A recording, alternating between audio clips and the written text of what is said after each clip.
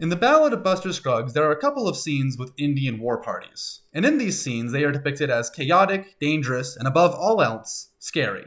Which I don't have a problem with, because that is a historically accurate depiction of an Indian war party. They were extremely violent and were oftentimes indiscriminate in their killings. But at the same time, the film fails to recognize that many of them were simply defending their homeland. Again, there's nothing wrong with Buster Scruggs, and I certainly don't think they should have changed anything. The way they have it is absolutely fine.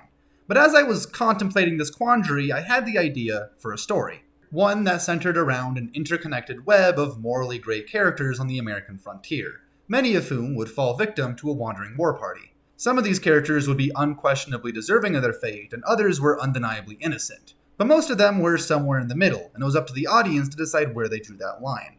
But I eventually shifted my focus to a different project, so I only ever finished one section of what would have been a larger story. And this is where my Blood Meridian influences come into full swing, since the chapter I actually did write concerns itself with a group of scalp hunters. And while it's implied that there is a whole host of professional killers filling the ranks of this bloodthirsty gang, we only actually see 3 of them. Their leader, a man named Captain Billy Foster, their scout/translator named Mitchell Hopkins, and a highly opinionated rank-and-file member called Cardinal. And I would like to take some time and talk about each of their designs and the inspirations therein. Starting with the Cardinal, since I have the most to say about him, I think. Originally, his name was just a cool name. If I was referring to anything, and I'm not sure that I was, it was the Cardinal Directions, giving him an outdoorsy or mountain man kind of vibe. But then the Pope died, and all of a sudden, everyone was talking about cardinals. Which got me thinking, wouldn't it be kind of cool if he was an actual cardinal, or at least an ex-cardinal? Kind of like Tobin the ex-priest?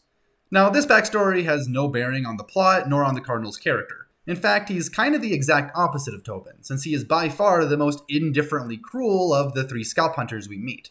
But it was instrumental in his final design, not only in his red dress code, but also in the scars that cover his face. Since cardinals are high-ranking members of the clergy, I imagine he'd have to do something drastic to get kicked out like this. Maybe even something drastic enough to invoke a symbolic disfigurement. And so, the other clergymen held him down and carved 7 P's into his forehead, representing the 7 deadly sins.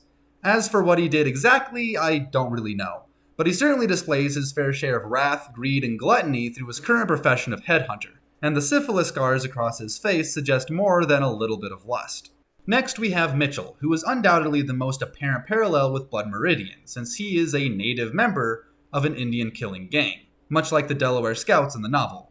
But unlike the Delaware Scouts, who are secondary characters in their narrative, my story was built around Mr. Hopkins. So while the death of the Scouts mostly invoke the violent and unpredictable nature of the world in which they live, Mitchell's ultimate fate will be entirely based around his opportunistic betrayal of his own people. As for his design, and really the design of all 3 of these characters, I wanted him to look roughed up, as if there had been several brushes with death that he barely escaped. In the end, I decided to illustrate this by having each of his 5 senses be dulled by past trauma. He's blind in one eye, has a broken nose, and is missing both his left ear and 2 of his fingers. This accounts for all but his 5th sense, taste. And if you're wondering what may have happened there, then the title of this story may give you an inclination.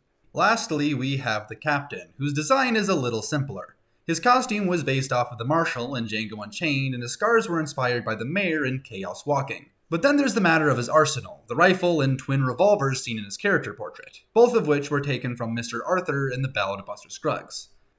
As for the saddle, its design was taken from historical references I could find of British cavalry saddles, reflective of his past as a British soldier in colonial India. Now, there's a lot of little details that I haven't mentioned, and 2 entire characters that I have hypocritically neglected to bring up at all. But I didn't want this video to be too long, so hopefully there's been a bunch of little text blurbs to fill those details in. And if you would like to experience this story in full, then it is currently available on my YouTube channel. It's called His Severed Tongue, and I really hope you check it out. Thank you so much, and until next time, don't die. See you later.